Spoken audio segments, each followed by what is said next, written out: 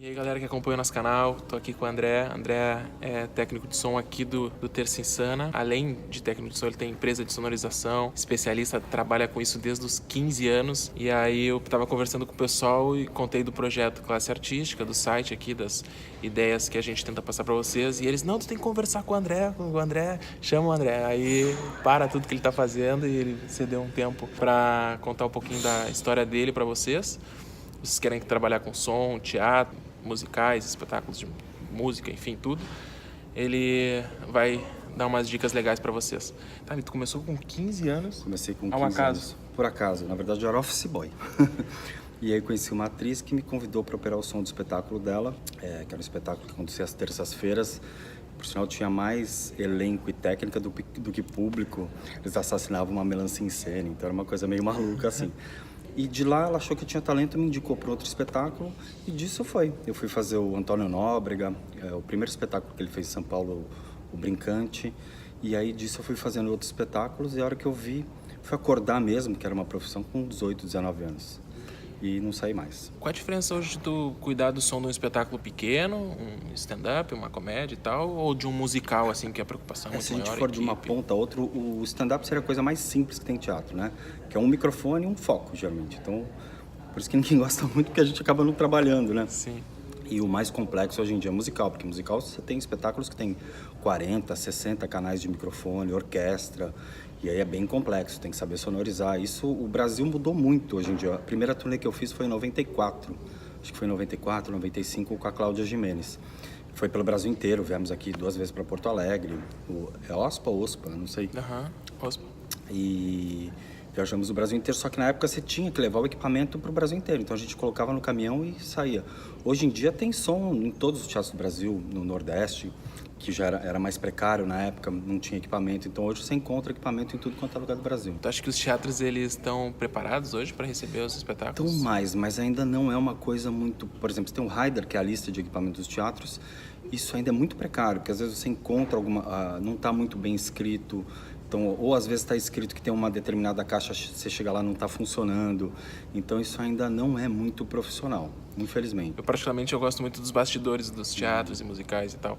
Tanto ator em cena e tal, e daqui a pouco falhou, ele continua e... Isso é uma coisa que avançou muito no Brasil, né? No mundo e no Brasil. O microfone sem fio antes era uma coisa muito precária mesmo. Hoje em dia avançou demais. Tem coisas muito modernas, muito caras também. Então, para vocês terem uma ideia, um microfone headset desses de musical, só o microfone, não estou falando do sistema não, custa uns R$ 4.000. Então isso avançou demais. E a parte de mesa de som, a mesa é toda computadorizada. Então quando você tem um elenco muito grande, você grava por cenas, as entradas e saídas de cada ator. Isso é uma coisa que evoluiu bastante. E, na verdade, a entrada dos musicais revolucionou o som, porque hoje, antigamente, em teatro, acabava que o filho da vizinha que entendia um pouco de som ajudava. Então, o som não era muito levado a sério, a não ser que fosse mais complexo. Em musical não dá para brincar. Então, e você tem uma equipe grande, então você tem, às vezes, uma pessoa só para operar os microfones, outros só para operar a orquestra, tem microfonista. Isso é uma profissão que tem se desenvolvido, tem até cursos em São Paulo só de microfonação, que é para aprender a colocar os microfones nos atores, a testar, a antecipar algum problema para trocar. Isso também mudou bastante. E tu acha então, que essa área tá cada vez mais profissional, então? Tá. Isso eu acho que São Paulo... Musical não tem jeito, tem que ser, porque senão não acontece. As pessoas não ouvem, não entendem, né? Isso, o musical realmente trouxe isso pra gente aqui.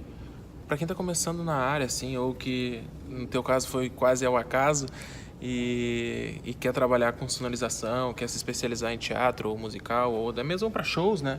O que tu acha que tu recomenda? É uma área legal de se trabalhar?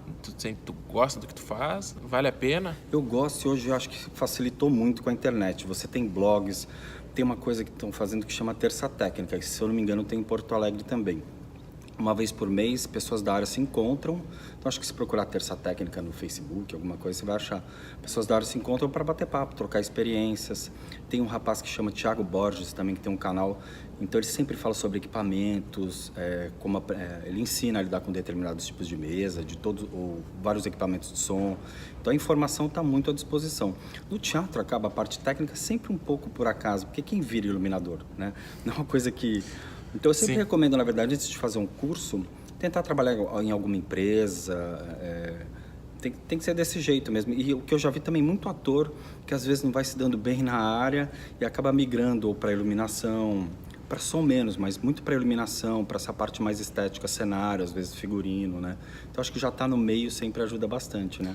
Sim, a gente até tem um caso, se vocês quiserem acompanhar, o vídeo do iluminador Gabriel Lagoas é mais ou menos assim, ele fez alguns testes, não deu, se encantou pela área da iluminação e tem uma videoaula bem legal aqui, ele fala durante, sei lá, quase 40 minutos sobre iluminação cênica, vale a pena vocês assistirem. Bom, André, brigadão pelas dicas aqui no blog, eu vou deixar as redes sociais dele aqui embaixo, o site, enfim, vocês podem acompanhar. Se inscrevam no canal, deixem um like aqui no vídeo. Em São Paulo, principalmente quem está nos assistindo, todos os teatros de São Paulo tem a mão dele lá. Obrigado. Um abraço. Valeu, gente.